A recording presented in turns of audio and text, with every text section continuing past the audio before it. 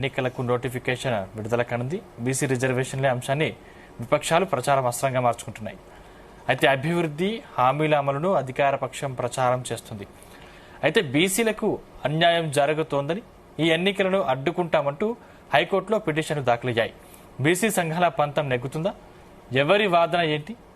ఇదే అంశంపై ఈరోజు డిబేట్లో చర్చిద్దాం. డిబేట్లో మనతో పాటు పాల్గొంటున్నారు నర్ర విజయ్ కుమార్ గారు, అనలిస్టు, అదేవిధంగా బొమ్మిర రామ్మూర్తి గారు, బీఆర్ఎస్, మానవతరాయ్ గారు, కాంగ్రెస్ నుంచి. ముందుగా విజయ్ కుమార్ గారు, గుడ్ మార్నింగ్. మీ దగ్గర నుంచి స్టార్ట్ చేద్దాం. గుడ్ మార్నింగ్ చెప్పండి సార్. అసలు తెలంగాణలో స్థానిక సంస్థల ఎన్నికల్లో ఏం జరుగుతుంది?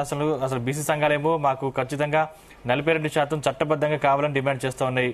వాళ్ళు ఇప్పటికే కామారెడ్డి డిక్లరేషన్ సాక్షిగా అమలు చేస్తున్నటువంటి దానికి సంబంధించి గత ప్రభుత్వంలో 23% రిజర్వేషన్లు కేటాయించారు. ఇప్పుడు 17% కుదించారు. ఆ కుదించిన దాంట్లో కూడా జనరల్ కి కేటాయించారు. అంటే దాదాపు మళ్ళీ రెడ్డీస్ కి వెళ్ళిపోతుంది అనేది బీసీ సంఘాల వాదన. సో మీరు ఏం చెప్తారు అనలిస్ట్ గా?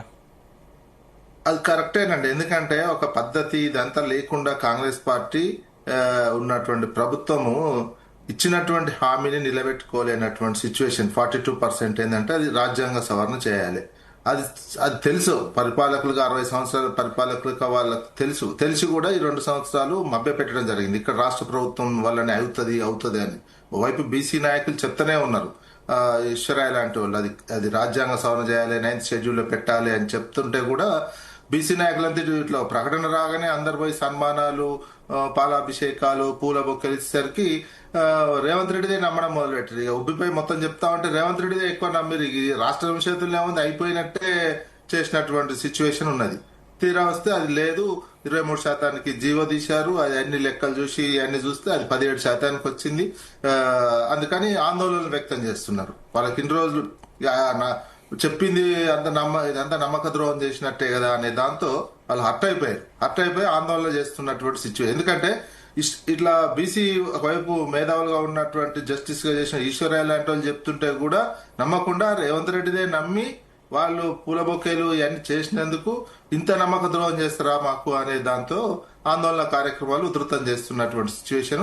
ఎలక్షన్లే పెట్టొద్దని డిమాండ్ చేస్తున్నారు, ధర్నాలు చేస్తున్నారు, కోర్టుకు పోయినటువంటి కొంతమంది కోర్టుకు కూడా పోయారు. నోటిఫికేషన్ రద్దు చేయండి, పంచాయతీ ఎలక్షన్ల విషయంలో ఇంత అన్యాయం జరిగింది అనేది కోర్టు వివరణ ఇవ్వాలని ప్రభుత్వాన్ని కూడా అడిగింది. ఇదంతా ఎట్లా జరుగుతుందో చూడాలి. పంచాయతీ ఎలక్షన్స్ షెడ్యూల్ వచ్చినాక కూడా, నోటిఫికేషన్ వచ్చినాక కూడా జరగదా అని ఒక అపనమ్మకం మాత్రం రాష్ట్ర ప్రజల్లో ఏర్పడింది. అందుకే ఇంట్రెస్ట్ గా నామినేషన్ వేసే వాళ్ళు కూడా అంత ఉత్సాహంగా కనిపిస్తారా లేదా, ఈ రోజు నుంచి నామినేషన్స్ ఉన్నాయి కదా, తెలుస్తుంది అన్నట్టు. అందుకని ఇట్లాంటివి పని అవుతుంది, చేస్తాము. ఇది ఒక సంక్లిష్టంగా ఉన్నటువంటిది, దేశవ్యాప్తంగా జరగాల్సినటువంటిది ఆలోచించి చేసుంటే బాగుండేది. కాంగ్రెస్ పార్టీ ఏ రాజకీయ ప్రయోజనం చేసే ఆశించారో అది ఉల్టా మింగే కాడికి వచ్చింది. కాంగ్రెస్ పార్టీనే మింగే అటువంటి సిచ్యువేషన్ కు వచ్చింది. ఇట్లాంటి పరిస్థితి తెచ్చుకోకూడదు Congress party. Plus Congress party working కమిటీలో కూడా ఇది పెట్టడం జరిగింది. సిడబ్ల్యూసీలో కూడా 42% ఇంప్లిమెంటేషన్ చేస్తున్నటువంటి తొలి రాష్ట్రంగా పెట్టారు. అప్పటికి ఏ జీవో రాలేదు, ఏది రాలేదు. అదంతా ఇంకా మోసం అన్నట్టు. ఇంకా జాతీయ స్థాయిలో కూడా తప్పుదారి పట్టించారు, మోసం చేశారు. రాష్ట్ర ప్రజాన్ని లో ఉన్నటువంటి నమ్ముకున్న బీసీలను నిండా ముంచినటువంటి సిచ్యువేషనే కనిపిస్తుంది. ఇది కాంగ్రెస్ పార్టీకి సరైనది కాదు. ప్లస్ కేంద్రం మీద కొట్లాడుతున్నట్టు కూడా లేదు. ఇందులో కేంద్రం మీద కొట్లాడి మేము రాహుల్ గాంధీ నిరంతరం ప్రధానమంత్రితో కొట్లాడైనా 9th షెడ్యూల్లో పెట్టించే ప్రయత్నం చేయాల్సినటువంటి అవసరం ఉండే. అట్లాంటి ప్రయత్నం కొట్లాడినట్టు పార్లమెంట్ లో నిలదీసినటువంటి దాఖలాలు కూడా లేవు. అందుకని ఈ రోజు కోర్టు తీర్పు నెక్స్ట్ అంటే పంచాయతీ ఎలక్షన్లు అంటే పార్టీ గుర్తులు ఉండవు. పార్టీ గుర్తులు ఉండకపోయినా ఏ రకమైనటువంటి ఎలక్షన్స్ ఏ రకంగా జరిగితే చూడాల్సినటువంటి అవసరం ఉంది. రైట్. మనోత్తర గారు, గుడ్ మార్నింగ్. గుడ్ మార్నింగ్ అండి. మొత్తం మీద మీ మీద బీసీ జేసీ నేతలు చాలా గుర్రుగా ఉన్నట్టు కనిపిస్తుంది. ఎందుకంటే గతంలో అంటే గత ప్రభుత్వంలో ఇచ్చిన దానికంటే మీరు ఇంకా చాలా తక్కువ ఇస్తున్నారని చెప్పేసి వాళ్ళు విమర్శిస్తున్నారు. సో వాళ్ళకి ఏం సమాధానం చెప్తారు? ఇప్పుడు బీసీ జేఏసీ నేతలు ఎవరి మీద గుర్రుగా ఉండాలో, ఎవరి మీద గుర్రుగా ఉండొద్దో వాళ్ళకి అర్థం కావట్లేదు. ఎందుకంటే ఈ రిజర్వేషన్లు అడ్డుకున్నది, బీసీల నోటికాడ ముద్ద లాక్కున్నది బీజేపీ ప్రభుత్వం. చట్టబద్ధంగా అసెంబ్లీలో తీర్మానాలు చేసి బీసీలకు న్యాయం చేయాలని చెప్పి ముఖ్యమంత్రి రేవంత్ రెడ్డి దాన్ని రాష్ట్రపతి దాకా పంపించారు. మరి రాష్ట్రపతి దగ్గర ఎందుకు ముద్రయ్యారు? తెలంగాణ అంశంలో కూడా తెలంగాణ బిల్లు విషయంలో బీజేపీ వాళ్ళు సహకరించారు. కాంగ్రెస్ పార్టీ బిల్లు పెడితే అదేవిధంగా బీసీలకు న్యాయం చేసే అంశంలో బీజేపీ బీసీలను మొత్తం కూడా తమ వశం చేసుకునే అవకాశాన్ని వాళ్ళు వదులుకున్నారు ఇప్పుడు. కాబట్టి ద్రోహం చేసింది ఎవరు? బీజేపీ వాళ్ళు ప్రధానంగా. ఆ తర్వాత పంచాయతీరాజ్ చట్టాన్ని 34% రిజర్వేషన్లు ఉన్నటువంటి బీసీలకు పంచాయతీరాజ్ చట్టాన్ని సవరించి తర్వాత రిజర్వేషన్లను తగ్గించినటువంటి చరిత్ర, బీసీలకు అన్యాయం చేసినటువంటి చరిత్ర గత బీఆర్ఎస్ ప్రభుత్వాన్ని. కాబట్టి ఈ దేశంలో రిజర్వేషన్ ఇవాళ బీసీలకు 27% అమలు అవుతున్న రిజర్వేషన్లు ఎవరిచ్చారు? కాంగ్రెస్ ప్రభుత్వం 94లో పివి నరసింహరావు గారు ఇచ్చారు. ఓబీసీలకు కేంద్రీయ విద్యా సంస్థల్లో 2006 వరకు రిజర్వేషన్లు లేవు. సెంట్రల్ యూనివర్సిటీలో వాటిల్లో ఐఐఎం వాటి రిజర్వేషన్ కల్పించిందే కాంగ్రెస్. ఎస్సీలకు ఎస్టీలకు ఇచ్చింది కాంగ్రెస్. లంబాడీలను ఎస్టీ జాబితాలో చేర్చింది కాంగ్రెస్. వర్గీకరణ చేసినటువంటి రాష్ట్రం కాంగ్రెస్ ప్రభుత్వం. చట్టబద్ధంగా అమలు కాలేదు. పార్టీ పరంగా మీరు ఇస్తామన్న హామీ అవన్నీ చేసిన వాళ్ళు మేము చట్టాలు చేసినాం, తెలంగాణ ఇచ్చినాం, ఆహార భద్రతా చట్టం తెచ్చినాం, పనికి ఆహార పథకం తెచ్చినాం, అన్ని రకాల చట్టాలు చేసింది కాంగ్రెసే. కాబట్టి ఇక్కడ కొన్ని చిన్న చిన్న చిక్కులు వచ్చినాయి, అవాంతరాలు వచ్చినాయి, న్యాయపరమైన చిక్కులు వచ్చినాయి. కాబట్టి చిత్తశుద్ధి ఉంటే బీజేపీ అసలు ఎటువంటి చిక్కులు లేకుండా దాన్ని ఆమోదించాలి. న్యాయపరమైన చిక్కులు వచ్చాయి, దాన్ని పక్కన పెట్టి మీరు పార్టీ పరంగా ఇస్తామన్నారు కదా. అవును, పార్టీ పరంగా 42 కాదు 50% కూడా ఇస్తాం, ఎక్కువ ఇస్తాం. మేము పార్టీ పరంగా అభ్యర్థుల్ని మా తరఫున మద్దతు ఇచ్చే వాళ్ళలో కాంగ్రెస్ తప్పకుండా బీసీలకే ఎక్కువ శాతం మద్దతు ఇచ్చే కార్యక్రమాన్ని కాంగ్రెస్ నాయకత్వం చేపట్టింది. ముఖ్యమంత్రి రేవంత్ రెడ్డి గారు ఈ పాటికే ప్రకటించారు. బీసీలకు 42% రిజర్వేషన్లు అడ్డుకున్నారు. బీఆర్ఎస్ బీజేపీలు నోటితో నవ్వుతూ నొరసతో వెక్కిరించారు. మనం ఇచ్చే రిజర్వేషన్లని బీసీలకు ఇచ్చే 42% రిజర్వేషన్ అని చెప్పి మేము అవసరం 42 కాదు ఇంకెక్కువ శాతం ఇవ్వడానికి సిద్ధంగా ఉన్నాం పార్టీ పరంగా. కాబట్టి అన్ని పార్టీలు సిద్ధంగా ఉండాలా. 2019లో బీఆర్ఎస్ ప్రభుత్వం ఏ విధంగా ఎన్నికలు జరిపిందో అదే పాత విధానంలో ఎన్నికలు జరిపినాం. ఆ రోజు 100% రాష్ట్రపతి ఉత్తర్వుల ప్రకారం షెడ్యూల్డ్ ఏరియాలో గిరిజనులు ఉంటారు కాబట్టి వాళ్ళకు 100% చట్ట ప్రకారం సుప్రీంకోర్టు చెప్పిన ప్రకారం ఇవ్వాల్సిందే, ఇచ్చినాం. కాబట్టి ఇందులో ఎక్కడ కూడా బీసీలకు అన్యాయం చేయట్లేదు. తప్పకుండా ఈ రిజర్వేషన్లు కూడా మేమే ఇస్తాం. 42 స్థానిక సంస్థల్లో విద్యా ఉద్యోగాలు మేమే ఇస్తాం. తమిళనాడులో 69% రిజర్వేషన్లు ఇచ్చింది ఎవరు? కాంగ్రెస్ ప్రభుత్వం కాదా? కాదా? కాబట్టి తప్పకుండా ఈ రిజర్వేషన్లు ఇచ్చే అవకాశం బీజేపీకి ఉన్నది. బీజేపీ వాళ్ళకి మళ్ళీ కాంగ్రెస్ ప్రభుత్వం ఆ రిజర్వేషన్ కాంగ్రెస్ ఇస్తుంది. రామూర్తి గారు గుడ్ మార్నింగ్. సో 42% కంటే ఎక్కువ ఇచ్చే ఆలోచనలో ఉందంటే ప్రభుత్వం. సో మీకు ఏమైనా అభ్యంతరం ఉందా? ఎంఎన్ రాయ్ గారు సరే కాంగ్రెస్ పార్టీ మిత్రుడు కాబట్టి ఆయన అదే చెప్తా ఉంటాడు. ఒకసారి గుండె మీద చేసుకొని చెప్పాల్సిన అవసరం ఉన్నది. 17% కు తగ్గించడానికి గల కారణాలు ఏ ప్రాతిపదికన ఇప్పుడు సర్పంచ్ ఎన్నికలు పెడుతున్నారో చెప్పాల్సిన అవసరం ఉన్నది. ఎందుకంటే ఆయనకు అన్ని రకాలుగా ఉన్నది. పిసిసి సీఎం కు రాహుల్ గాంధీ గారితో సంబంధాలు ఉన్నాయి. మనోడు చెప్పాల్సిన అవసరం అయితే ఈ సమాజానికి ఉన్నది. బీసీ రిజర్వేషన్ మీరు కామారెడ్డి డిక్లరేషన్ చేశారు. ఏ ఉద్దేశంతో చేశారు? ఎవరు చేయాలనే ఉద్దేశంతో చేశారు. మరి బీజేపీ చేయాల్సిన అవసరం ఉంటే బీజేపీ ఢిల్లీలో కొట్లాడాల్సిన మీరు ఎందుకు రాహుల్ గాంధీ గారు కానీ, ప్రియాంక గాంధీ గారు కానీ, సోనియా గాంధీ గారు కానీ ఎందుకు పార్లమెంట్ లో ఈ విషయంపై కనీసం నోరెత్తలేదు? అంటే మీకు బీసీ రిజర్వేషన్ చేయాలనే ఉద్దేశం లేదా? లేదా సర్పంచ్ ఎన్నికలు పెడుతున్నారు, సర్పంచ్ ఎన్నికలు కోట్లు తిడుతున్నాయని పెడుతున్నారా? లేదా అప్పులు అవుతున్నాయని పెడుతున్నారా? లేదా కేంద్రం దగ్గర 3,000 కోట్ల రూపాయలు ఉన్నాయి అవి తెచ్చుకోవడానికి పెడుతున్నారా? దేనికి పెడుతున్నారో దానివల్ల బీసీలను ఎందుకు బలిపశువులను చేస్తున్నారో దీనికి సమాధానం చెప్పాల్సిన బాధ్యత ఎంఎన్ రాయ్ గారిపై ఉన్నది. ఎందుకు అంటే నేను ఎందుకు అంటున్నానంటే అరే 17% మీరు బీఆర్ఎస్ పార్టీ పెట్టిన దానికంటే ఎక్కువ పెట్టండి అని అంటున్నాం. బీఆర్ఎస్ పార్టీ చాలా బ్రహ్మాండంగా అన్ని వర్గాలను అప్పుడున్న జనాభా ప్రాతిపదికన 2011 లెక్కల ప్రకారం ఇచ్చాము. చాలా క్లియర్ గా ఉన్నది. ఇప్పుడు బీసీలు లేని కాడ కూడా బీసీ రిజర్వేషన్లు ఇచ్చారు. ఏ ప్రాతిపదికన కూడా మీరు ఇచ్చారో తెలియడం లేదు. కొన్ని జిల్లాలలో కొత్తగూడెం, భద్రాద్రి కొత్తగూడెం జిల్లాలలో ఒక్కడి కూడా బీసీలకు కేటాయించలేదు. అక్కడ బీసీలు మనసుపే లేరా? అక్కడ అసలు బీసీలకు ప్రాధాన్యత ఇచ్చే అవకాశం లేదా? ఎందుకు లేదు? మీ మంత్రులు చెప్తే చేస్తున్నారా? మీ ఎమ్మెల్యేలు చెప్తే చేస్తున్నారా? ఎందుకు ఇంత దౌర్భాగ్యానికి ఒడిగడుతున్నారు? ఎందుకు ఇట్లా బీసీలను ఆగం చేయాలని చూస్తున్నారో చెప్పాల్సిన బాధ్యత ఎంఎన్ రావు గారిపై ఉన్నది. నిజంగా 42% చేస్తానన్నది మీరు, హామీ ఇచ్చింది మీరు. ఇప్పటికైనా క్షమాపణ చెప్పారా ఈ రాష్ట్రానికి, రాష్ట్ర ప్రజలకు? మా వాళ్ళ కావడం లేదు, మమ్మల్ని బీజేపీ మోసం చేస్తుంది, బీజేపీని నమ్ముకొని మేము ప్రామిస్ చేశాము, మేము వాళ్ళు ఇప్పుడు అడ్డుపడుతున్నారు కాబట్టి దాన్ని మమ్మల్ని క్షమించడని మీ ముఖ్యమంత్రి అన్నారా, మీ పిసిసి అన్నారా, మీ మంత్రివర్గం తీర్మానం చేసిందా? పార్టీ పరంగా మీరు ఇచ్చేందండి నాకు అర్థం కాదు. పోయినసారి మేము 2014 నుండి 2023 వరకు లెక్కలు తీసుకోండి, దాదాపు మేము 50 నుంచి 60% బీసీలకు మేము టికెట్ కేటాయించాం స్థానిక సంస్థ ఎన్నికలలో. మీరు చూడండి. కాబట్టి మీరు ఇవాళ ఏదో ఇవాళే ఇస్తున్నాం, ఇవాళ మేము తప్ప ఏ పార్టీ ఇవ్వడం లేదని చెప్పుకోవడం మాత్రం చాలా దుర్మార్గం.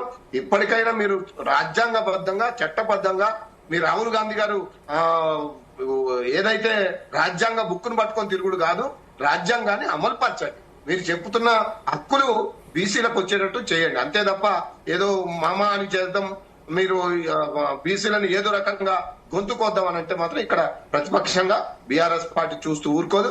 ఖచ్చితంగా బీసీలకు ఎంత అధికారం ఉన్నప్పుడు ఎంత చేశామో, అధికారం ఉన్నా లేకున్నా బీసీల పట్ల మా నిజాయితీ, మా నిబద్ధత ఖచ్చితంగా వారి పక్షాన పోరాడుతూనే ఉంటామని ఈ సందర్భంగా మీ ద్వారా తెలియజేస్తున్నాం. రైట్ విజయ్ కుమార్ గారు, అంటే రాష్ట్రపతి బిల్లుకు ఆమోదం తెలపలేదు, గవర్నర్ ఆర్డినెన్స్ పొందలేదు, న్యాయపరంగా బీజేపీ చిక్కులు పెడుతుంది అనేది కాంగ్రెస్ వాదన.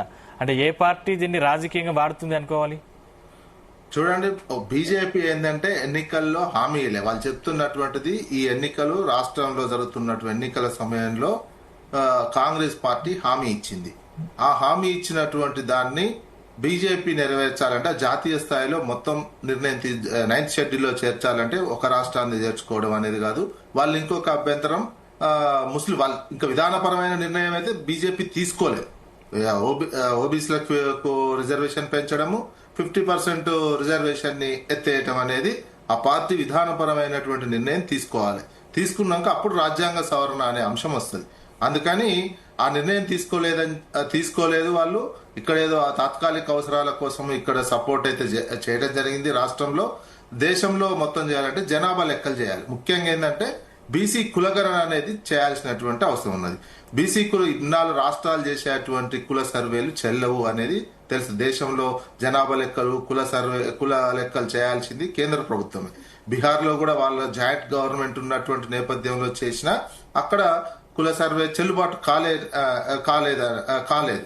అందుకని మేము జనాభా లెక్కలు చేసేటప్పుడు బీసీ కులగణన చేస్తాము అని చెప్పారు తప్ప ఆ తర్వాత చేసిన తర్వాత ఈ రిజర్వేషన్ విషయం ఏంది అనేది ఆ పార్టీ నేషనల్ లెవెల్లో ఒక పాలసీ ప్రకారం ఒక విధానపరమైనటువంటి నిర్ణయం తీసుకోలేదు. అందుకని మేము ఆ పార్టీ విధానపరమైన నిర్ణయం తీసుకోలేదు కాబట్టి ఇక్కడ రాష్ట్రంలో కాంగ్రెస్ పార్టీ హామీ ఇచ్చింది. అది కూడా తెలిసి ఇది కేంద్రంలో ఉన్నటువంటి అధికారం. ఎందుకంటే గత ప్రభుత్వాలు కూడా వివిధ రాష్ట్రాల్లో ప్రయత్నాలు చేశాయి.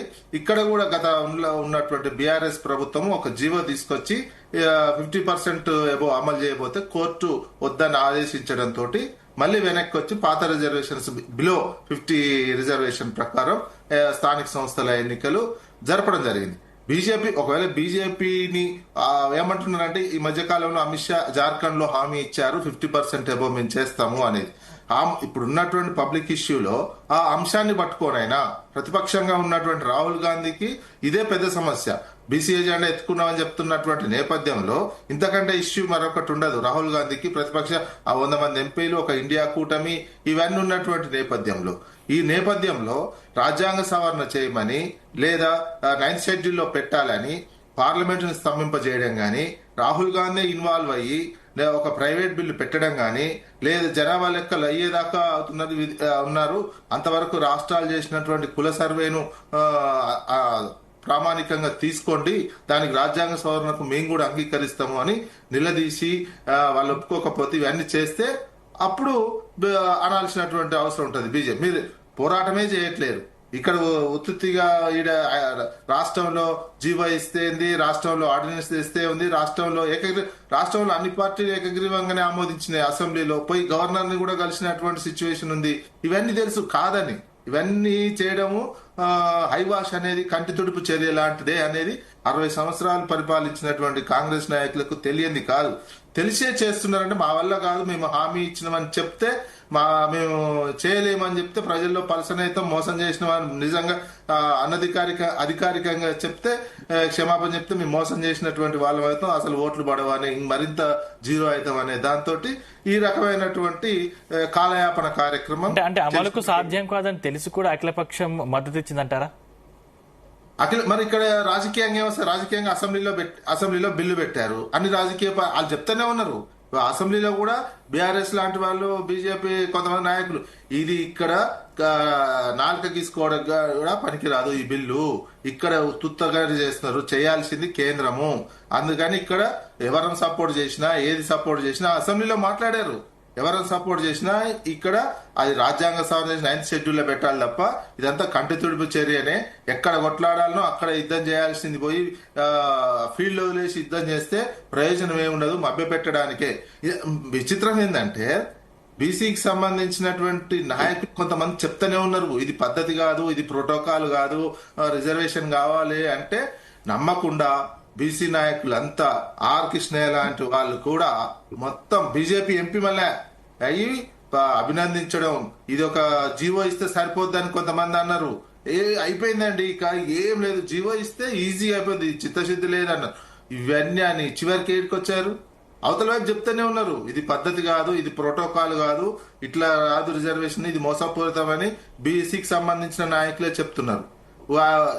ఇంత అటువంటి న్యాయ కోవిధులు చెప్తేనే నమ్మకుండా ఏం లేని రేవంత్ రెడ్డి చెప్తేనే మొత్తం నమ్మి ఇప్పుడు మోసపోయినందుకే ఆందోళనలు వస్తున్నారు. నట్టేట ముంచినట్టు నమ్మక ద్రోహానికి ఒక ఎగ్జాంపుల్ లాగా అయినందుకే ఈ ఫైట్ నడుస్తుంది ఇప్పుడు ఇదంతా. గారు ఇప్పుడు గతంలో బీఆర్ఎస్ 2019లో 22.78% మాత్రమే రిజర్వేషన్లు ఇచ్చింది స్థానిక సంస్థలు పంచాయతీ ఎన్నికల్లో. మేము 21.39% రిజర్వేషన్లు ఇచ్చినాం. ఎంత తగ్గింది? 1.39% తగ్గింది. ఒకటి తప్పు, మీరు చెప్పే లెక్కలని తప్పు, ప్రజల్ని తప్పుదోవ పట్టించి ఎన్నికల్లో లబ్ధి పొందాలని చూస్తున్నారు. చర్చకి ఎక్కడికి రమ్మంటే అక్కడికి వస్తాం మేము. అయితే 1.39% మాత్రమే తగ్గింది. అది కూడా ఎందుకు తగ్గింది? 214 గ్రామ పంచాయతీలు మున్సిపాలిటీలో విలీనమైపోయినాయి. కొన్ని మేజర్ గ్రామ పంచాయతీలు బీసీల జనాభా ఎక్కువ ఉన్న పంచాయతీలు ఈ విధంగా మున్సిపాలిటీలుగా మారడంతో ఆ 1.39% రిజర్వేషన్లు అనేది తగ్గినాయి. ఇక దీన్ని రాజకీయ లబ్ధి కోసం రకరకాలుగా వాడుకుంటున్నారు. కాబట్టి విజయ్ కుమార్ గారు అన్నట్టు సీనియర్ జర్నలిస్టు, వారికి తెలుసు, వారికి అన్ని ఉద్యమ నేపథ్యం ఉంది, అంతా ఉంది. నేను ఏమంటున్నానంటే గుర్తుపెట్టుకోండి, దేశం మొత్తం తమిళనాడులో 69% రిజర్వేషన్లు కాంగ్రెస్ ఇచ్చినప్పుడు ఎప్పుడు ఇచ్చినాం? 94లో ఇస్తే ఎక్కడన్నా దేశం మొత్తం అయిందా? ఇలా చిత్తశుద్ధి ఉండాలంటున్నా. చిత్తశుద్ధి లేకనే కులగణన జనగణన ఎందుకు చేయాలి? అవసరం ఏముంది? తమిళనాడులో జనగణన చేసి ఇచ్చారా? 69% కాంగ్రెస్ ఇచ్చిందా? చెప్పండి. అట్లా లేదు. ఆ రాష్ట్రంలో ఉన్నట్టు అన్ని పార్టీలు ఏకమైనవి. కానీ ఇక్కడ ఈ రాష్ట్రంలో అన్ని పార్టీలు ఏకం కావట్లేదు. అందులో కేంద్రంలో అధికారంలో బీజేపీకి అసలు ఇష్టం లేదు. బీజేపీ కాస్త అటో ఇటు, బీఆర్ఎస్ అటో ఇటు తటస్థంగా ఏమైందో చూద్దాం అన్నట్టున్నా కానీ బీజేపీ సిద్ధాంతం ఏంది? రిజర్వేషన్లు ఇవ్వటం వాళ్ళకి ఇష్టం ఉండదు. మొన్న కనుక 400 స్థానాలు వచ్చినట్లయితే అసలు భారత రాజ్యాంగంలోని రిజర్వేషన్లు ఎస్సీ రిజర్వేషన్లు కూడా ఎత్తేసేవాళ్ళు. వాళ్ళ సిద్ధాంతం అది, వాళ్ళు అంగీకరించరు దాన్ని. కానీ ఎప్పుడైతే రాహుల్ గాంధీ సంవిధాన్ బచావో, భారత రాజ్యాంగాన్ని కాపాడదామని చెప్పి పుస్తకం పట్టుకొని తిరుగుతుండో, కులగణన చేయాలి కాశ్మీర్ నుంచి కన్యాకుమారి నుంచి కాశ్మీర్ వరకు నడిచిండో, అప్పుడు కులగణన చేయమన్నోళ్ళు ఇలా జనగణనతో పాటు కులగణన చేస్తామని దిగొచ్చారా లేదా? తప్పకుండా రేపు బీసీలకు భవిష్యత్తు కాంగ్రెస్ పార్టీ, రాహుల్ గాంధీ నినాదాన్ని అమలు కాదని తెలిసి అలవి కాని హామీలు మీరిచ్చి కేంద్రాన్ని అలవి కానివి కాదండి, ఆచరణ సాధ్యం, మనసుంటే మార్గం ఉంటది. తమిళనాడులో ఉదాహరణ కాంగ్రెస్ ప్రభుత్వమే, తెలుగు బిడ్డ పివి నరసింహరావే ఆ రిజర్వేషన్లు 9th షెడ్యూల్లో చేర్చిండు, రాజ్యాంగ భద్రత కల్పించిండు. బీజేపీకి ఎందుకు కల్పించారు? అసలు బీసీలకు రుణం తీర్చుకోరా? ఎందుకు నోటికాడ ముద్ద లాక్కోవాలా? ఇంతమందికి రిజర్వేషన్లు ఇచ్చిన వాళ్ళము బీసీలకు చట్టసభల్లో, స్థానిక సంస్థల్లో, అదేవిధంగా విద్యా ఉద్యోగాల్లో రిజర్వేషన్లు ఇస్తారంటే ఎందుకు నా నోటికాడ ముద్ద లాక్కుంటారు? ఇది న్యాయమా? ఒక ఆత్మ పరిశీలన చేసుకోవాలా. వాళ్ళు గుండె మీద చేసుకుని బీజేపీ వాళ్ళు మాట్లాడారు. నరేంద్ర మోదీని సీఎం రేవంత్ రెడ్డి గారు దాదాపు 52 సార్లు కలిసారని చెప్తున్నారు. ఒకసారైనా వీటి విషయంలో చర్చించలేదని చెప్తున్నారు కదా. అరే అసెంబ్లీ నరేంద్ర మోడీని కలవాల్సిన అవసరం ఏముందండి? చట్టసభ, దేవాలయం, అసెంబ్లీలో బిల్లు మీద సంతకం పెట్టి వాళ్ళ సభ్యులు మాట్లాడిన తర్వాత ఆమోదించి గవర్నర్ దగ్గర పంపిన తర్వాత ఇంకా నరేంద్ర మోడీ కలవాల్సిన అవసరం ఏముంది? ఇది తెలవదా? బహిరంగంగా జరిగిందే కదా, ప్రజల సమక్షంలో జరిగినట్టు కదా అసెంబ్లీలో జరిగితే. రాష్ట్రపతి ఒక దళిత బిడ్డ అయి ఉండి, ఒక గిరిజన బిడ్డ అయి ఉండి రాష్ట్రపతి ద్రౌపది ముర్ము గారు కనీసం బహుజనుల బిల్లు సంబంధించిన అంశం మీద కనీసం సంతకం పెట్టకపోవడం ఇంతకన్నా విచారకరమైన వార్త ఇంకోటి లేదండి. చాలా బాధాకరం. ఒక ఆదివాసీ బిడ్డ అయి ఉండి బహుజనులకు న్యాయం చేయాలని బిల్లుపై సంతకం పెట్టకపోవడం ఎవడో చెప్పినట్టు వింటాం అనేది. అంటే చాలా సందర్భాల్లో నరేంద్ర మోదీని సీఎం రేవంత్ రెడ్డి గారు కలిశారు. అంటే బీసీ అంశం సంబంధించి రిజర్వేషన్ సంబంధించి అంశం లేవనెత్తారా? ఒక్కడి గుర్తుపెట్టుకోండి, నరేంద్ర మోడీ గారు చేస్తారా చేయరా? తప్పకుండా రాహుల్ గాంధీ గారు మాకున్నటువంటి లోక్సభలో బలం, పార్లమెంట్ లో రాజ్యసభలో ఉన్న బలం, అందరం కలిసి సిడబ్ల్యూసీ అంటే మా పార్టీలో అత్యున్నత నిర్ణాయక వ్యవస్థ అది. ఆ వ్యవస్థలో అందరికీ చెప్పారు ఇది దేశవ్యాప్తం చేయాలన్నారు. త్వరలో చూడండి, మీరు అనుకున్నారు కదా విజయ్ కుమార్ గారు అన్నట్టు పార్లమెంటు వేదిక కూడా రేపు దేశవ్యాప్తం కాబోతుంది. తెలంగాణలో పుట్టిన బీసీ 42% లొల్లి ఒక ఉద్యమం, ఇది దేశవ్యాప్తం కాబోతుంది. నరేంద్ర మోడీ ఎట్లయితే ముందు నేను కులగన్న చేయను అని చెప్పి మెట్టు దిగలేదో, తర్వాత రాహుల్ గాంధీ గారు యొక్క పోరాటానికి భయపడి ఏ విధంగా మెట్టు దిగిండో ఆ విధంగా మెట్టు దిగే రోజులు కూడా వస్తాయి. తెలంగాణ కాకినాడ తీర్మానంలో బీజేపీ ఏం చేసింది? ఒక రాష్ట్రం ఒక ఓటు 2 రాష్ట్రాలంది 99లో. ఏం చేశారు? చంద్రబాబు నాయుడు గారితో పొత్తు పెట్టుకొని ఆ అంశాన్ని మర్చిపోయారు. తర్వాత కాంగ్రెస్ పార్టీ ఇచ్చిందా లేదా? కాంగ్రెస్ పార్టీ తెలంగాణ ఇస్తే తప్పలేదు వాళ్ళకి మత్తు ఇవ్వక. సుష్మా స్వరాజ్ గారిని ఇప్పటికి కూడా తలుచుకున్నాం. ఎందుకు తలుచుకున్నాం? చిన్నమ్మ అని ఆమె తెలంగాణకు అండగా నిల్చున్నారు. సీమాంధ్ర నాయకులు రకరకాల రాయల్ తెలంగాణ అని రకరకాల ప్రయత్నాలు చేసినా వాటిని అడ్డుకొని తెలంగాణ బిల్లుకు మద్దతు తెలిపారు. కాబట్టి బీజేపీ ద్రోహం చేస్తుంది బీసీలకు. బీసీలు నిజంగా బీసీ సంఘాలు కొట్లాడాల్సింది ఎవరి మీద? నిజంగా ఆర్ కృష్ణయ్య గారి మీద కొట్లాడాల. నువ్వు బీజేపీ సభ్యత్వానికి రాజీనామా చేయి, బీజేపీ రాజ్యసభ సభ్యత్వానికి రాజీనామా చేయి. అసలు బీజేపీ వాళ్ళని మొత్తం వీళ్ళని ముట్టడించండి అని చెప్పి, ఎందుకంటే వాళ్ళ చేతుల అధికారం ఉంది. కాంగ్రెస్ ఏమనుకున్నది? ఆ రోజు తెలంగాణలో మేము సపోర్ట్ చేసినట్టే వాళ్ళు కూడా చేస్తారనుకున్నాం. ఎందుకంటే బీసీలకు ఎప్పుడు చాలా కాలం తర్వాత న్యాయం జరగబోతుంది. కాబట్టి వాళ్ళు చిత్తశుద్ధితో మద్దతు ఇస్తారనుకుంటే ఇక్కడ కూడా రాజకీయాలు వేస్తారు. రకరకాల కొర్రీలు పెట్టారు.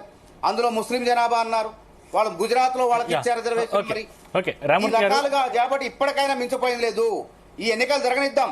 ఒక రోజు ఆలస్యమైన బీసీలకు న్యాయం చేసే పార్టీ, ఈ రిజర్వేషన్లు కూడా ఇచ్చే పార్టీ కాంగ్రెస్ పార్టీనే, కాంగ్రెస్ ప్రభుత్వమే అని తెలంగాణ సమాజానికి అర్థమైంది. రైట్ రైట్ రామూర్తి గారు ఏం చెప్తారు? అంటే గత ప్రభుత్వం అంటే మీ ప్రభుత్వం ఉన్నప్పుడు కేవలం ఈ ప్రభుత్వం ఉన్నప్పుడు 1% మాత్రమే తగ్గింది, మీరు ప్రజల్ని తప్పుదో పట్టిస్తున్నారని కాంగ్రెస్ వాదన. ఇప్పుడు హామీ ఇచ్చింది మేము కాదండి, హామీ ఇచ్చింది మీరు. 42% రిజర్వేషన్ చేసి తీరుతామని ఏ ఉద్దేశంతో చేసి హామీ ఇచ్చారో దానికి ప్రజలకు చెప్పాల్సిన అవసరం ఉన్నదా లేదా? అది అమలు కాలేదు. మీరు ఇచ్చారు హామీ, అమలు కాలేదు. మీరు ఇప్పుడు బీజేపీ మీద నెడుతున్నారు. అసలు బీజేపీ ద్రోహి అనుకుందాం, 100% బీజేపీ ద్రోహి. మరి ఆ ద్రోహిని మీరు ద్రోహి అని చిత్రీకరించగలగా మీరు చెప్పాలి కదా. మీ రాహుల్ గాంధీ, మీ ఎమ్మెల్యేలు, మీ ఎంపీలు, మీ మంత్రులందరూ పోయి ఎందుకు ఒక ధర్నా చేయడం లేదు? ఎందుకు ఒక పోరాటం చేయడం లేదు? ఎందుకు ఢిల్లీలో జంతర్ మంతర్ ధర్నా చేస్తారు కదా? ఎవరు వచ్చారు? ఖార్గే గారు వచ్చారా? రాహుల్ గాంధీ గారు వచ్చారా? సోనియా గాంధీ గారు వచ్చారా? ఎవరు వచ్చారండి? వాళ్ళే రాలేదు, వాళ్ళ పార్టీ నాయకులే రాలేదు. కాబట్టి నేనేమంటే మీరు చేయాల్సిన చిత్తశుద్ధితోటి మీరు చేయడం లేదు. మీకు బీసీ రిజర్వేషన్లు కావాలనే ఉద్దేశం లేదు.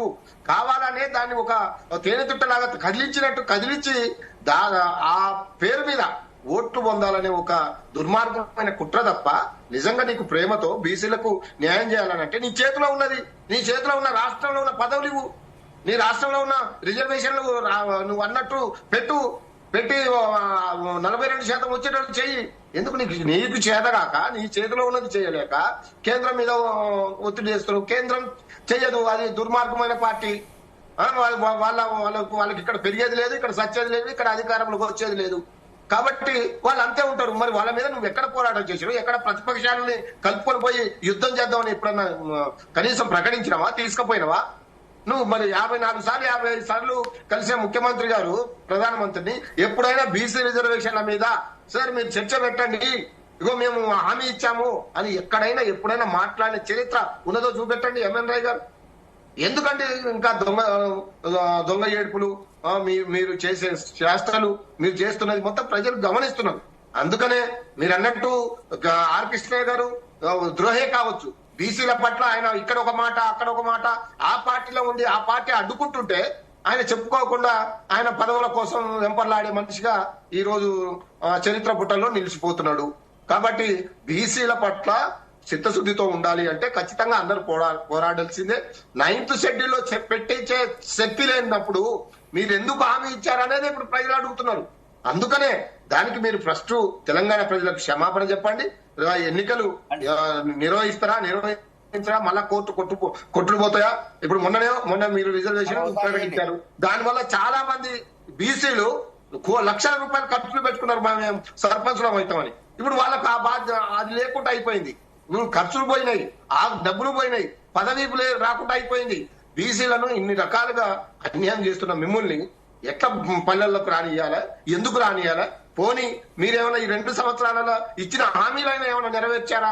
ఏ ఒక్కటైనా బీసీలకు సంబంధించినది కానీ, మహిళలకు సంబంధించింది కానీ, వృద్ధులకు సంబంధించినది కానీ, నిరుద్యోగులకు సంబంధించింది కానీ, రైతులకు సంబంధించింది కానీ, దళితులకు సంబంధించింది కానీ ఏ ఒక్కటైనా చేసిండ్రా?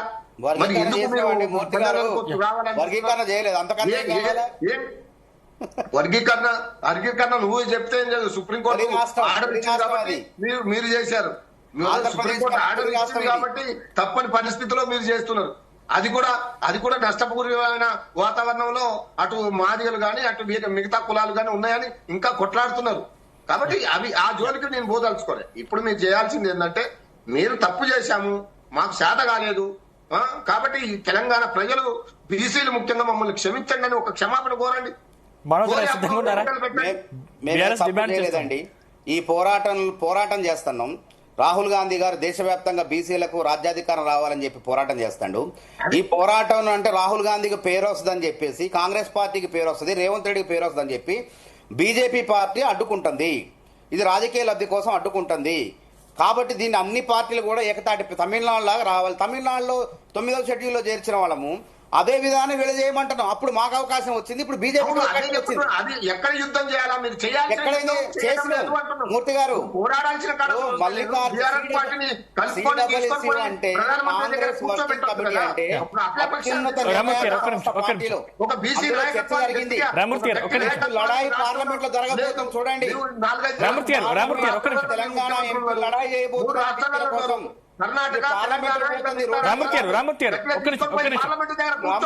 ఆగండి. ఢిల్లీలో పోరాటం చేసినాం, జంతర్ మంతర్లో దేశానికి తెలియజేసినాం. తెలంగాణలో రిజర్వేషన్లు బీసీలకు ఇస్తున్నారు, ఇది ఒక ఆందోళన కాబోతుందనే గుబులు బీజేపీలో కలిగించడం.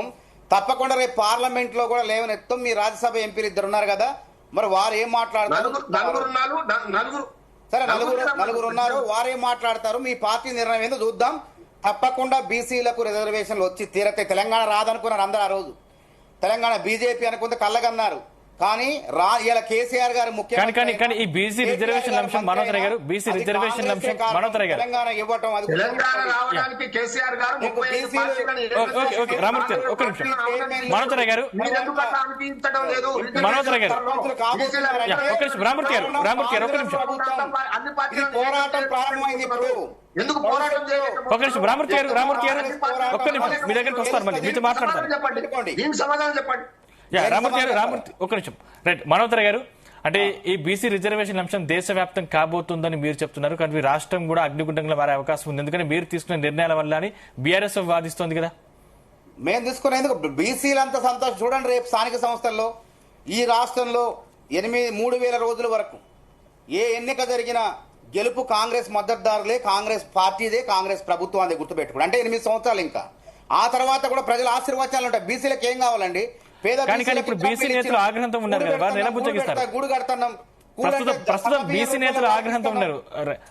రైతాంగానికి నువ్వు 1,04,000 కోట్లు ఇచ్చినాం 19 నెలల కాలంలో. రైతు మనోహర్ గారు, అంటే ప్రస్తుతం ఇప్పుడు బీసీ నేతలు ఆగ్రహంతో ఉన్నారు, వారిని ఎలా బుజ్జగిస్తారు? బీసీ నేతల ఆగ్రహంలో వారి యొక్క ఆగ్రహం ఎవరి మీద చూపించాలో వాళ్ళ మీద చూపించట్లేదండి. నిజంగా బీజేపీ మీద తిరగబడాలా? బీజేపీ మీద ఆ రోజు కాంగ్రెస్ అధికారంలో ఉంటే తెలంగాణ ఉద్యమంలో అన్ని పార్టీలు ఏకమై కాంగ్రెస్ మీద తిరగబడలేదా?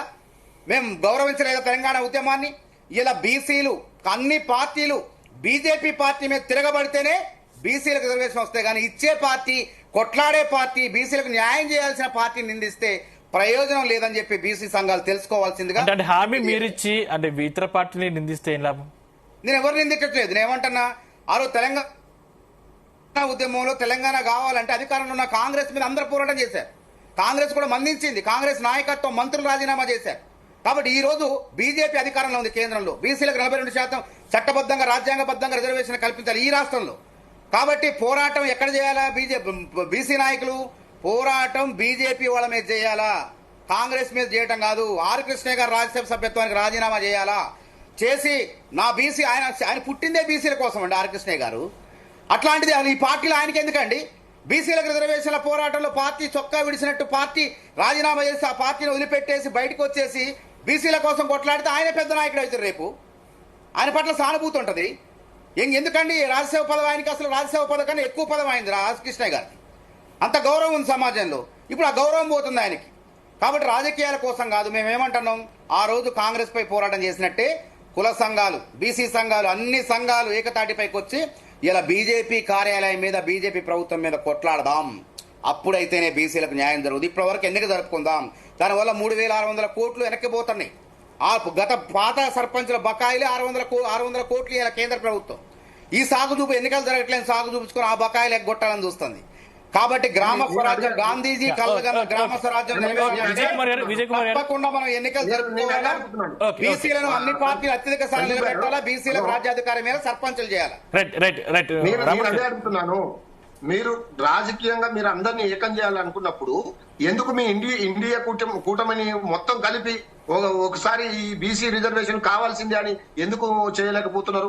ఇక్కడ ప్రతిపక్షాలని అఖిల పక్షాలను మొత్తం కలుపుకొని ఢిల్లీకి పోయి మాట్లాడలేక ఎందుకు పోతున్నారు?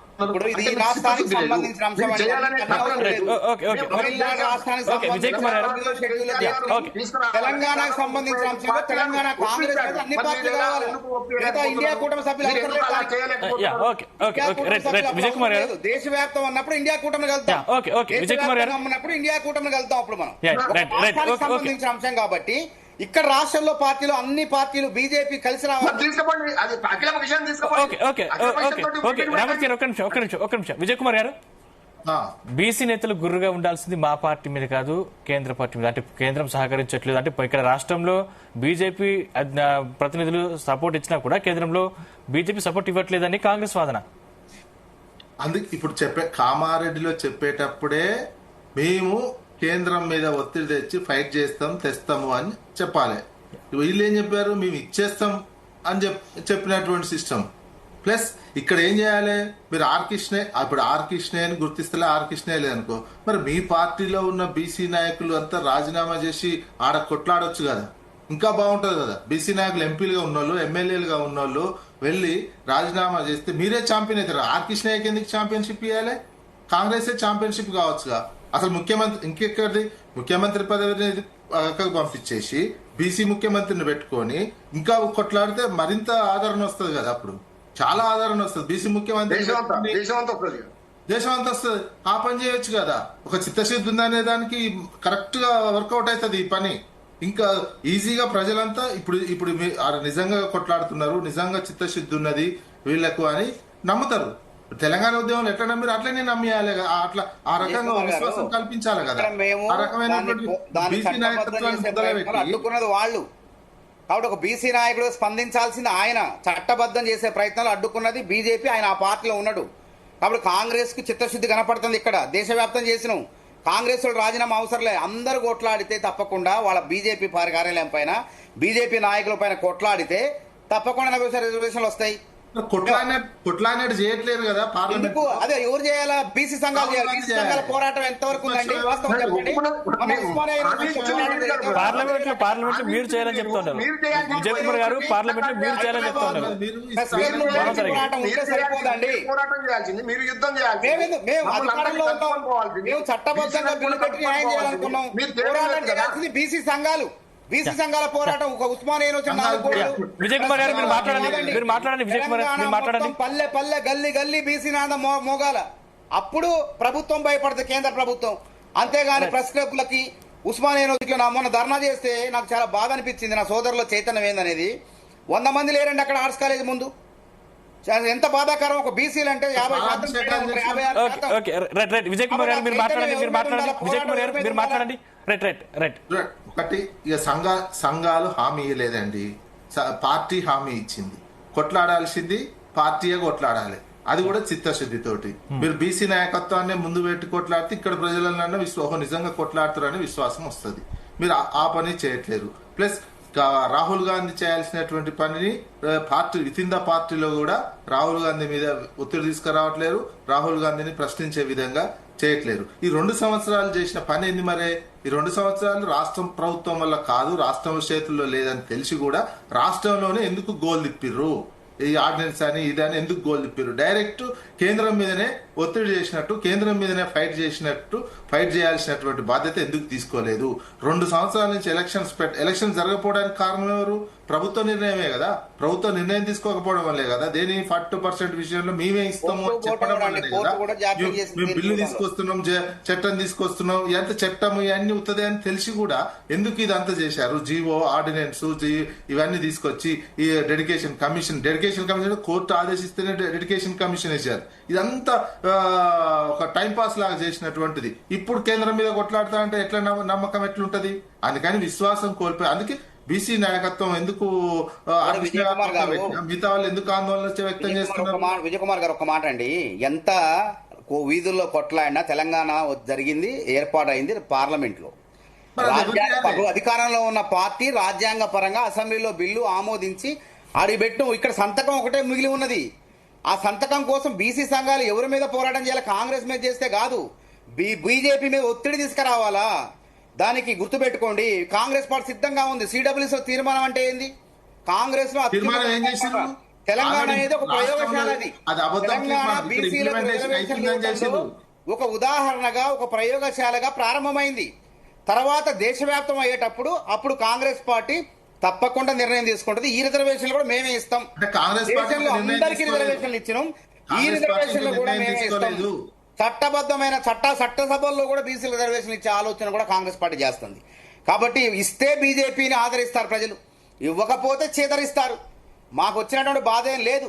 కాబట్టి ఇంతమందికి రిజర్వేషన్లు ఇచ్చిన వాళ్ళం, ఈ 42% రిజర్వేషన్లు ఈ రాష్ట్రంలో ఒక పోరాటం చేసిన, ఒక చర్చ పెట్టినాం, ఒక ఆందోళన మొదలైంది. ఇలా ఒక బీసీ సంఘాలు ఆర్ కృష్ణ గారు చేయాల్సిన పోరాటాన్ని రాహుల్ గాంధీ చేస్తాడు, ఒక రేవంత్ రెడ్డి చేసిండు. ఇవాళ వాళ్ళు ఎవరిపైన కొట్లాడాలో తెలుసుకోకుండా దానివల్ల ఏమైతుంది? ప్రయోజనం ఉండదు. ఎన్నిసార్లు కొట్లాడినా ఉపయోగం ఉండదు. సంఘాలు హామీ ఇయ్యలే. సంఘాల హామీని మేము ఇచ్చినాం, ఆచరణ చూపించినాం, ఢిల్లీ దాకా పంపించినాం, చర్చ పెట్టినప్పుడు దాన్ని కొట్లాడాల్సింది ఎవరు? సంఘాలు ఎక్కడ కొట్లాడాలో ఆడ కొట్లాడకుండా వచ్చి కాంగ్రెస్ మీద నిందలేస్తే ఎంతవరకు సభవండి? ఇట్లాంటి రాజ్యాంగబద్ధంగా పరిష్కారం అయితే, రాజ్యాంగబద్ధంగా పరిష్కారం కావాలంటే ఎంత ఉద్యమం చేసినా పార్లమెంట్లో తెలంగాణ బిల్లు పెట్టారు. ఇక్కడ బీసీలకు ఎంత చేసినా రాష్ట్రపతి సంతకం పెట్టాలి, పార్లమెంట్ కూడా అవసరం లేదు. దేశవ్యాప్తం కాదు, ఇది ఒక తెలంగాణ రాష్ట్రానికి సంబంధించిన అంశం. తమిళనాడు రాష్ట్రాన్ని చూసి నేర్చుకోండి అంటాను నేను. ఆ రోజు విద్యా ఉద్యోగాలు 69% రిజర్వేషన్లు కల్పించబడుతున్నాయంటే, 9వ షెడ్యూల్లో పెట్టి కాంగ్రెస్ ప్రభుత్వం పెట్టి రక్షింపబడుతున్నాయంటే, ఆ రాష్ట్రంలో పార్టీలన్నీ రాజకీయాలు చేయలేదు. అన్ని పార్టీలు కలిసి ఏకతాటిపైకి వచ్చి మా ప్రజలకు న్యాయం జరగాలని చెప్పి కొట్లాడి అది సాధ్యమైంది. కానీ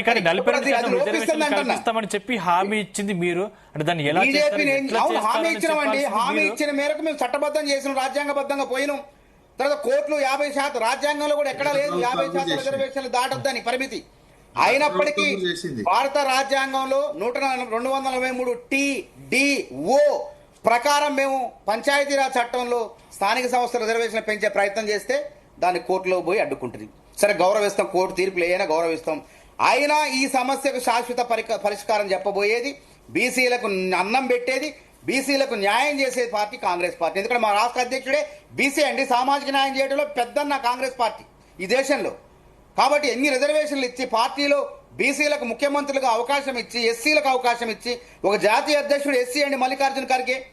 ఈ విధంగా చేసే పార్టీ నిజంగా బీసీలకు న్యాయమే చేస్తుంది తప్ప ద్రోహం చేయదు. ద్రోహం చేసే పార్టీ బీసీలకు న్యాయం చేయాలనుకుంటున్నటువంటి మీ పార్టీ మనోజ్ గారు న్యాయం చేయాలనుకుంటున్నట్టు మీ పార్టీ బీసీలకు ఎన్ని మంత్రి పదవులు ఇచ్చిందని చెప్పేసి బీఆర్ఎస్ వాళ్ళు అడుగుతూ ఉన్నారు కదా. చరిత్రలో వాకాడి శ్రీహరి ఎవరండి? ముదిరాజు. ఇవాళ కొండా సురేఖ ఎవరండి? పొన్నం ప్రభాకర్ ఎవరండి? ఇన్ని రకాల మంత్రి పదవులు కేవలం ముగ్గురికి మాత్రమే ఇచ్చారు. ముగ్గురికి మాత్రమే ఇచ్చి చేతులు దులుపుకున్నారు. కాంగ్రెస్ జిల్లా అధ్యక్ష పదవులు కీలకం. 16 మంది బీసీలకు ఇచ్చినామండి. గతంలో ఓసీలకు 7గురికే ఇచ్చినాం. ఓసీలకు 7గురికే వచ్చినాయి. ఎస్సీ ఎస్టీలు మిగతా 16 ఇచ్చినాం. మరి బీఆర్ఎస్ పార్టీ ఏమనండి, బీజేపీ పార్టీ ఏమనండి? చిత్తశుద్ధి మానవతరాయ్ గారు వర్కింగ్ ప్రెసిడెంట్ ఏమనండి? మనసును చంపుకొని మాట్లాడుతున్నాడు. మీరు ఏ మనసులు కాదని మనస్ఫూర్తిగా మాట్లాడుతున్నా. నేను ఒక చాలా క్లియర్ గా మనస్ఫూర్తిగా మాట్లాడుతున్నా. సామాజిక న్యాయం చేయటంలో కాంగ్రెస్ పార్టీ మీరు హామీ ఇచ్చారు.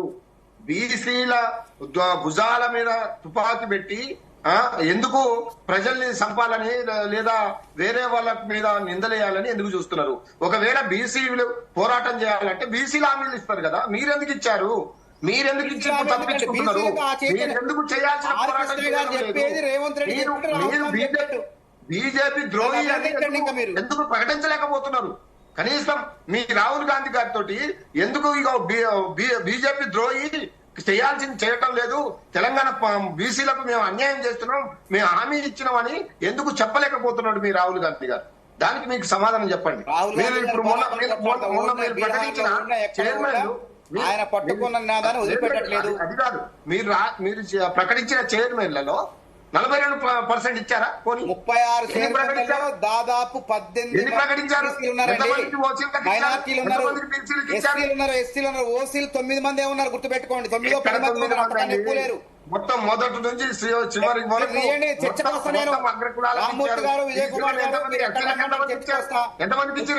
కార్పొరేషన్ లో రెడ్లకి ఎంత ఇచ్చినాం, ఓసీలకు ఎలమలకి ఎంత ఇచ్చినాం, మైనార్టీలకు ఎంత ఇచ్చినాం, మేము తీసుకొస్తా జాబితా.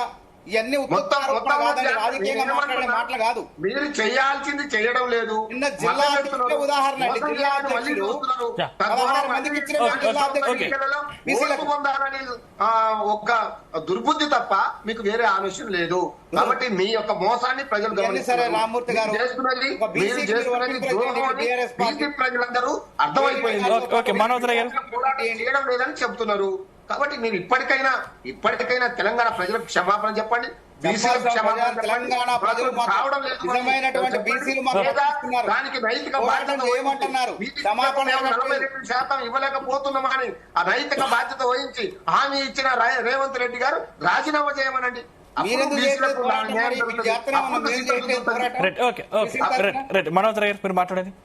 ఇప్పుడు బీసీల తరఫున కాంగ్రెస్ పార్టీ చేయాల్సిందంతా చేసింది. పార్టీలు పదవుల్లో, కార్పొరేషన్ పదవుల్లో న్యాయం చేసినాం. నేను బీఆర్ఎస్ పార్టీ చిత్తశుద్ధి ఉంటే ఒక బీసీని వర్కింగ్ ప్రెసిడెంట్ చేయండి, సామాజిక న్యాయం చేయండి. చేస్తారా? చేయరు. అవన్నీ చేయకుండా ఉత్తుత్తి మాటలు మాట్లాడటం వల్ల ప్రయోజనం లేదు. ఇక్కడ మేము చేసి నిరూపించినాం. మేము ఎస్సీలను చేసినాం. మీ పార్టీలో 21 సంవత్సరాల పార్టీలో ఒక్కడన్నా ఎస్సీ అధ్యక్షుడు అయినా? మా దగ్గర 4-5 ముఖ్యమంత్రులు అయ్యారు. మా పార్టీలో ఉమ్మడి రాష్ట్రంలో అయ్యారు. కాబట్టి ఉప ముఖ్యమంత్రి ఉన్నాడు. ఇక్కడ ఉన్న ఉప ముఖ్యమంత్రి రాజేనే పీకేసిరి మీరు. కాబట్టి సామాజిక న్యాయం గురించి మాట్లాడే నైతిక హక్కు బీఆర్ఎస్ బీజేపీ లేదండి. కాంగ్రెస్ పార్టీ అందులో మార్గదర్శి, అన్ని పార్టీలకు ఆచరణలో చేసి నిరూపించుకున్నటువంటి పార్టీ. కాబట్టి 42% రిజర్వేషన్ల కొట్లాట్లో మీ పోరాటం ఎంత? అసలు ప్రతిపక్షంగా దీన్ని ఏం చేయాలా? మీ చేతుల్లో తీసుకోవాలి. దీన్ని మీరు తీసుకోకుండా ఇంకా మీరే హాయిగా ఏం జరుగుతుందో చూద్దామని అంటున్నారు. పార్లమెంట్ లో బలం లేదు, రాజ్యసభలో లేదు, కాదంటం లేదు. బీఆర్ఎస్ పార్టీ అంటున్నారు. బీఆర్ఎస్ పార్టీ ఎందుకంటే రమేష్ గారి దగ్గర పోయి బతిలాడుకున్నారు. మమ్మల్ని కేసుల నుంచి కాపాడండి, మేము మీ పార్టీలో కలుస్తాం, విలీనం అవుతాం, లేకుంటే మీ పార్టీ పొత్తు పెట్టుకుంటాం.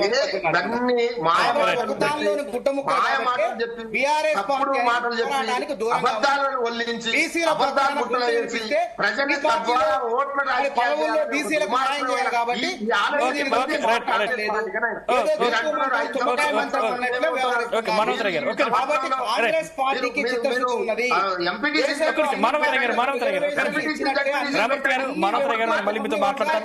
ఇచ్చినట్లే తప్పకుండా కాంగ్రెస్ ప్రభుత్వమే, కాంగ్రెస్ పార్టీ 42% రిజర్వేషన్లు ఇచ్చి తీర్చి బీసీలను రాజ్యాధికారంలో భాగస్వాములు చేయబోతున్నాం. అది విజయ్ కుమార్ గారు, రాహుల్ గాంధీ ప్రధానమంత్రి చేసి అప్పుడు బీసీ రిజర్వేషన్ మన్మోహన్ సింగ్ చేసినటువంటి రాహుల్ గాంధీ ప్రధాని కావచ్చండి. చెప్పండి. రాహుల్ గాంధీ 2004లోనే ప్రధానమంత్రి కావచ్చు, 2002సారి కావచ్చు. ఒక మైనార్టీని ప్రధానమంత్రి చేసిన మా పార్టీలో అన్ని సాధ్యమే. గుర్తుపెట్టుకోండి, ఒక సిక్కును, ఒక మైనార్టీని ప్రధానమంత్రి చేసిన 10 ఏళ్లు కాంగ్రెస్ పార్టీలో ఏదైనా సాధ్యం. ఈ ప్రాంతీయ పార్టీలో సాధ్యం కాదు. జాతీయ పార్టీ మీకు పార్టీ అధ్యక్షుడు పెట్టండి. పెట్టడం చేత కాదు.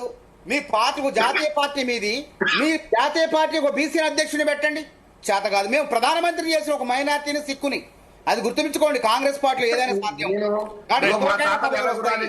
ఓకే విజయ్ కుమార్ గారు రోజయ్య గారు ముఖ్యమంత్రి అవుతారు, రాజనరసింహ రైతులు, కిరణ్ కుమార్ రెడ్డి రైతులు, రేవంత్ రెడ్డి రైతులు, సిద్ధరామయ్య రైతులు, ఏమైనా పొంగలో ఉన్నదా? అందరికి అవకాశాలు నేను చెప్పాం కదా, నువ్వు చెప్పేది అబద్ధాల వాగ్దానం, అది అమలు కాదని. అబద్ధాలు ఏంటండి, నిజమైంది. తెలంగాణ అప్పుడు ఎక్కడ అన్నారు మీరు? తెలంగాణ అప్పుడు చాలా మంది తెలంగాణ రాదు శుభం పలకం అంటే అపశుభం పలుకుతున్నారు. తప్పకుండా కాంగ్రెస్ ప్రభుత్వమే. కాంగ్రెస్ విజయ్ కుమార్ గారు మీ మంత్రులు, మీ ముఖ్యమంత్రి ఇంట్లో పడుకొని మొత్తం బీసీలను మోసం చేస్తుంటే ఫామ్ హౌస్ ఇంత పోరాటం జరుగుతుంటే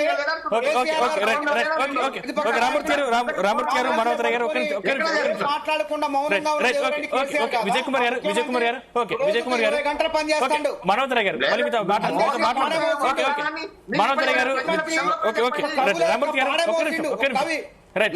విజయ్ కుమార్ గారు ముఖ్యమంత్రి యొక్క చరిత్ర ఓకే రామూర్తి గారు ఒక్క నిమిషం రామూర్తి గారు ఒక్క నిమిషం రామూర్తి గారు మళ్ళీ మీతో మాట్లాడతాను. రామూర్తి గారు ఇంటికి పైగా సంక్షేమ పథకాలు, ఇక పక్కా 10 ఏళ్లు రేవంత్ సర్కారు, కాంగ్రెస్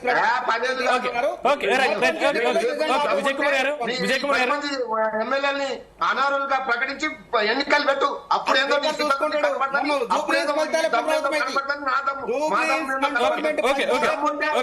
మనోహర్ గారు రామూర్తి గారు దయచేసి ఒక్క నిమిషం ఆగండి.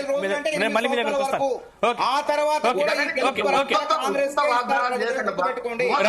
రామూర్తి గారు దయచేసి ఒక్క నిమిషం ఆగండి. మళ్ళీ మీ దగ్గరకు వస్తాను.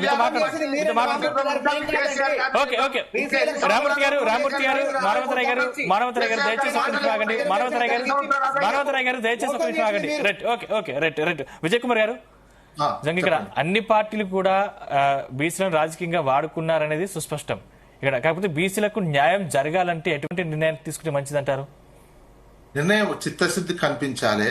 రెండు జాతీయ పార్టీలకు చిత్తశుద్ధి ఉండాలి. పార్లమెంటులో కొట్లాడే శక్తి, పార్లమెంటులో నిర్ణయాత్మకంగా ఉన్నటువంటి ప్రతిపక్షం, ఎందుకంటే అధికార పార్టీ ఉన్నటువంటి దాంట్లో చేయట్లేదు. 9th షెడ్యూల్లో పెట్టాలి అంటే రెండేళ్ళు కొట్లాడకుండా లాబీ రాహుల్ గాంధీ పోయి సంపూర్ణంగా ప్రధానమంత్రిని అపాయింట్మెంట్ తీసుకొని ఇట్లా నేను పూర్తి సపోర్టు చేయండి అంటే కూడా చేస్తారు.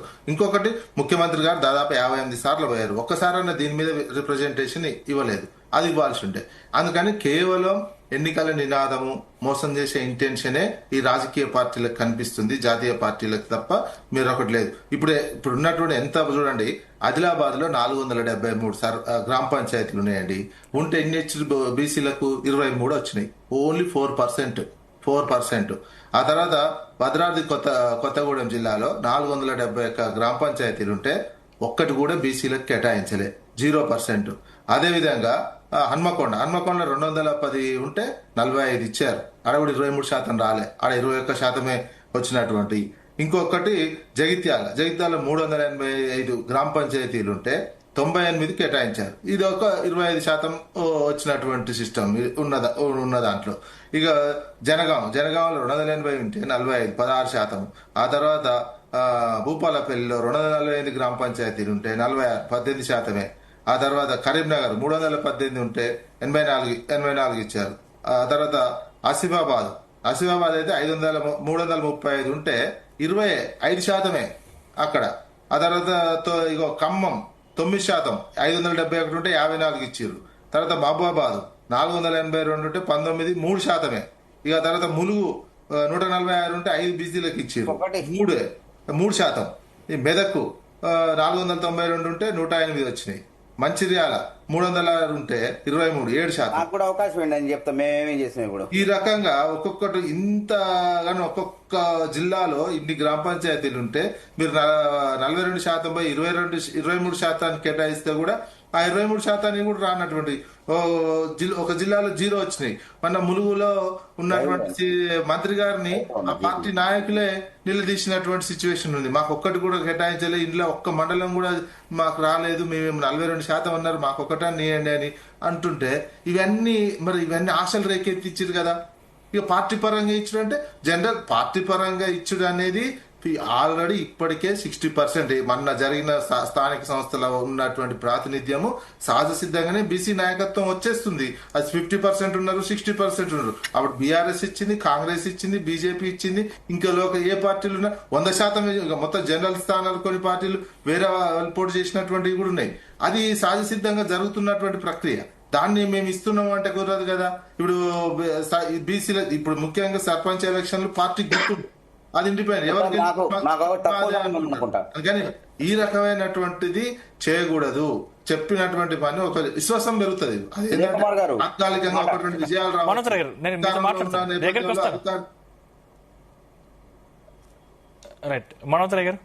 ఇప్పుడు బీసీల రిజర్వేషన్ 2019, 2025 తీసుకుంటే హన్మకొండ జిల్లా తీసుకుంటే 15% ఇచ్చారు 2015లో బీసీలకు. ఇప్పుడు ఎంత ఇచ్చినాం మేము 2025లో 22.53% ఇచ్చినాం. జగిత్యాలు తీసుకుంటే 2017లో 25% వచ్చింది. ఇప్పుడు కాంగ్రెస్ ప్రభుత్వం 27.19% వచ్చింది. జనగాం తీసుకుంటే 17%. 27%. గతంలో బీఆర్ఎస్ నేను చెప్పిన తర్వాత మీరు మాట్లాడండి. గతంలో బీఆర్ఎస్ 17% ఇస్తే జనగాంలో 18.50% ఇచ్చినాం.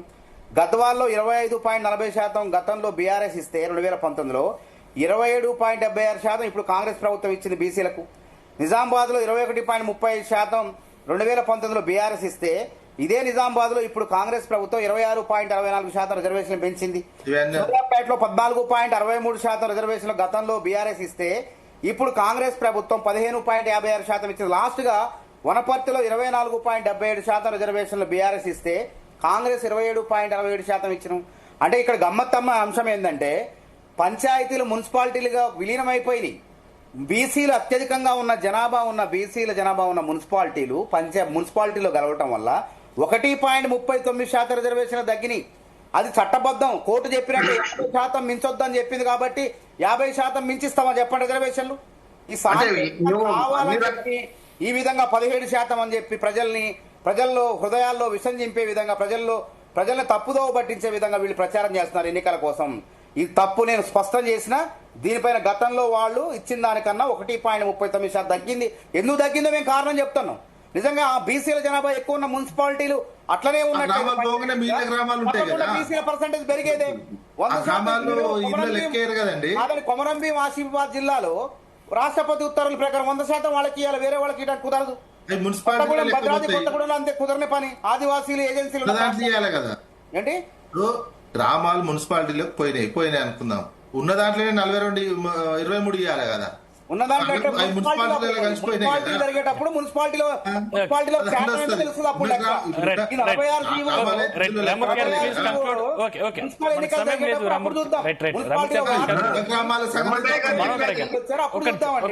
కాబట్టి ఇది అర్థం పర్థం లేని వాదనతో బీసీలకు ద్రోహం చేసే ప్రయత్నం చేయొద్దు. వాళ్ళు పదవులు రావాలని మేము ప్రయత్నం చేస్తున్నాం, అడ్డుకున్నారు. కానీ ఇది అడ్డుకోవడం అనేది తాత్కాలికమే. తప్పకుండా కాంగ్రెస్ ప్రభుత్వం బీసీలకు అన్నమాట నెరవేరుస్తుంది. ఇంకా అంతకన్నా ఎక్కువ పదవులు వచ్చే విధంగా ఎన్నికల్లో కాంగ్రెస్ ప్రభుత్వం కృషి చేస్తుంది, కాంగ్రెస్ పార్టీ కృషి చేస్తుంది. ఇప్పుడు ప్రతి విషయంలో బీసీలను మోసం చేయడమే.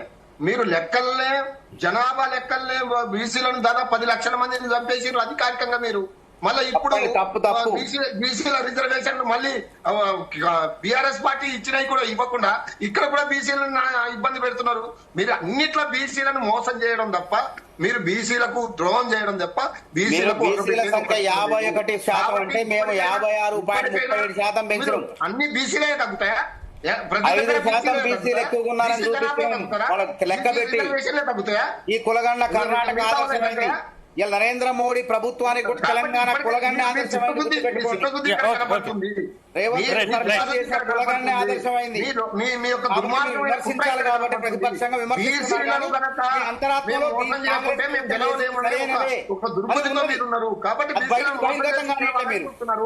కాబట్టి మీ పని అయిపోయింది, మీకు అర్థం అయిపోయింది. ఆ పని ఉన్నది 3000